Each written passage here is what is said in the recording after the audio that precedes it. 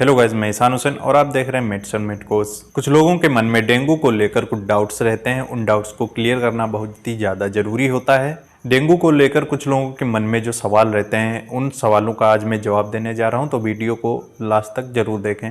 अगर मेरे चैनल पे नए हैं, अभी तक सब्सक्राइब नहीं किया है, तो मेरे चैनल को सब्सक्राइब कर लें, जिससे कि ऐसे वीडियोस आपको हमेशा मिलते रहेंगे। तो सबसे पहले बात करते हैं, क्या डेंगू में पेशेंट को एंटीबायोटिक्स देना जरूरी होता है या फिर एंटीबायोटिक्स नहीं देने चाहिए? तो इसका सीधा सा आंसर यह है कि एंटीबायोटिक्स का डेंगू में कोई रोल नहीं होता है। एंटीबायोटिक्स डेंगू में देने की जरूरत नहीं होती है। डेंगू फीवर एक वायरल फीवर होता है। ये अपने आप 6 से 7 दिनों में धीरे धीरे ठीक हो जाता है। इसमें एंटीबायोटिक्स देने की ज़रूरत नहीं होती है।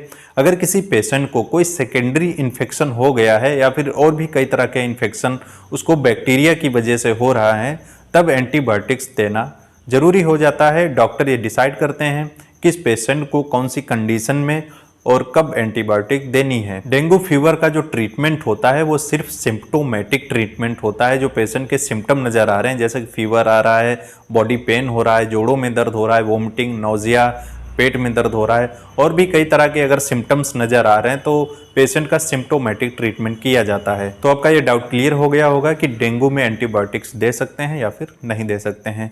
तो बढ़ते हैं दूसरे सवाल की ओर। क्या डेंगू के पेशेंट को घर पर ही रखकर इलाज कर सकते हैं? इसका जवाब है हाँ। आप डेंगू के पेशेंट को घर पर ही रखकर उसका ट्रीटमेंट कर सकते हैं। अगर साधारण डेंगू हुआ है, उसको ज़्यादा प्रॉब्लम नहीं है, सिर्फ फीवर आ रहा है या फिर उसको जोड़ों में दर्द हो रहा है, उसको ज़्यादा प्रॉब्लम नहीं हो रही है, आपको लग रहा है कि उसके सिम्टम्स धीरे धीरे ठीक हो रहे हैं, तो आप उसको घर पर ही रखकर उसका ट्रीटमेंट कर सकते हैं।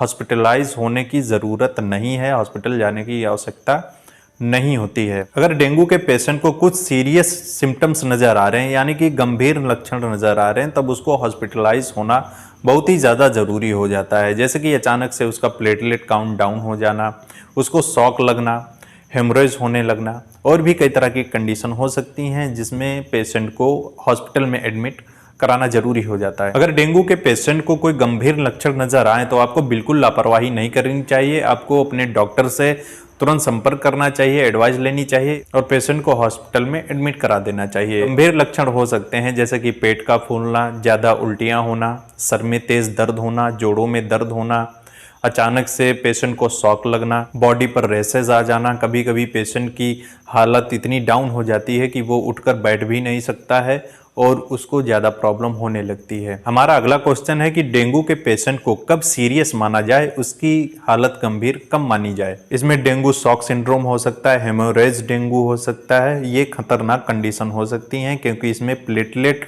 ज़्यादा कम होने की संभावना होती है, तो प्लेटलेट चढ़ाने की भी आवश्यकता होती है। प्लेटलेट्स ज़्यादा कम हो जाती हैं, जैसे कि 20,000 या फिर 10,000 हो जाती हैं, तो पेशेंट को ब्लीडिंग की संभावना बढ़ने लगती है।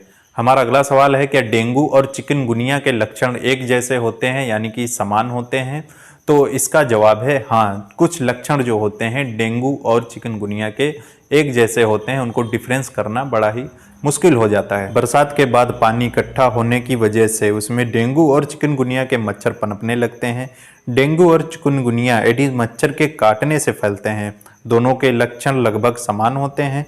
चिकनगुनिया में जोड़ों में दर्द, असहनीय दर्द होता है।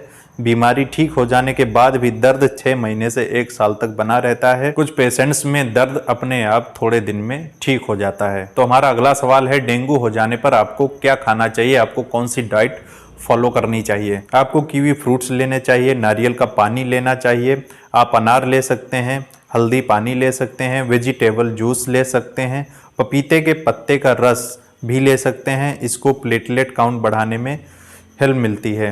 आपको ज़्यादा से ज़्यादा ओरल फ्लूइड्स लेने चाहिए, भरपूर मात्रा में पानी पीना चाहिए और कंप्लीट बेड रेस्ट करना चाहिए। जैसा कि आप सब जानते हैं, डेंगू फीवर मच्छर के काटने से फैलता है। जो पानी इकट्ठा हो जाता है उसमें ये मच्छर पनपने लगता है और अपनी संख्या बढ़ाने लगता है, जिससे कि साफ सफाई ना होने की वजह से, पानी इकट्ठा होने की वजह से, जिसकी वजह से डेंगू फीवर या फिर चिकनगुनिया फैलने लगता है। तो इसके लिए आप कुछ बचाव कर सकते हैं, जैसे कि मच्छरों से बचना चाहिए, आसपास पानी इकट्ठा नहीं होने देना चाहिए, साफ सफाई का ध्यान रखना चाहिए, पुराने बर्तनों, कूलर, टायर, गमलों, पानी की टंकी आदि सभी में पानी इकट्ठा नहीं होने देना चाहिए। समय समय पर आपको पानी बदलते रहना चाहिए।